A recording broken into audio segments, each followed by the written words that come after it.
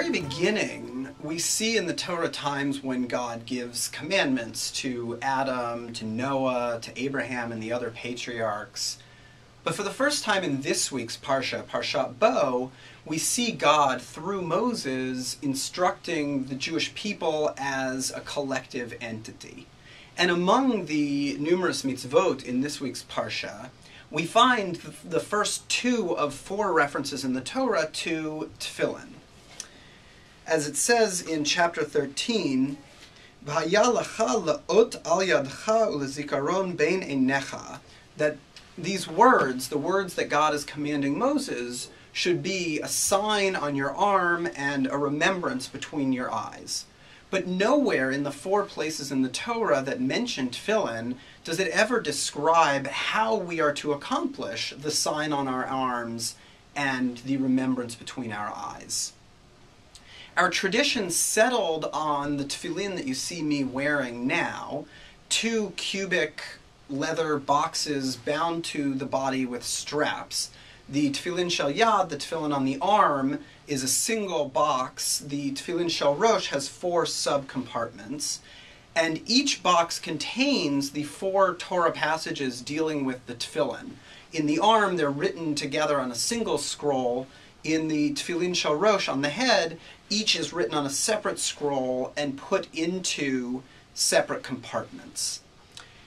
What's more striking than the development of this tradition without any instruction in the Torah is the fact that in a tradition where we know there are multiple opinions and lots of debate on things, there is almost universal agreement about the shape of the tefillin, about which passages go inside and how those passages are arranged.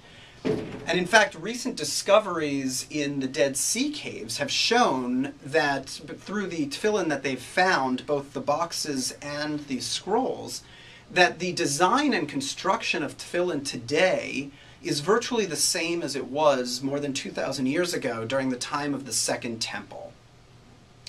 What does all of this mean for us?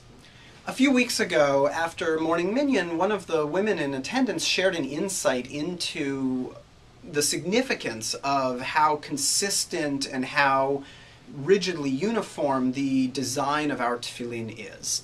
And she commented that we know about the tefillin that if any of the measurements are off, or if the wrong materials are used, or if even a single letter on the scrolls is blurred or missing, the entire tefillin is invalid.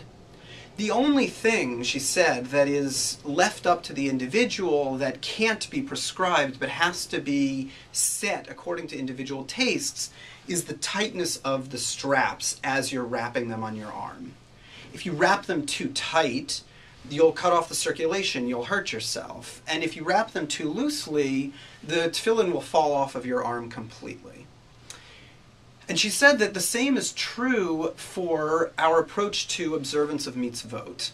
If we hold on too tightly, if we stick too closely to the letter of the law, we squeeze all of the life out of our observance of the mitzvot. But if we are too loose, if we don't have some set of structure, some set of form to our observance, then we run the risk of losing everything completely. And so the message of the tefillin is the same message that we should take into our lives to have the structure and the order that we need to ensure that there will be continuity, but not to hold so tightly that we squeeze everything that is vital out of it. Shabbat Shalom.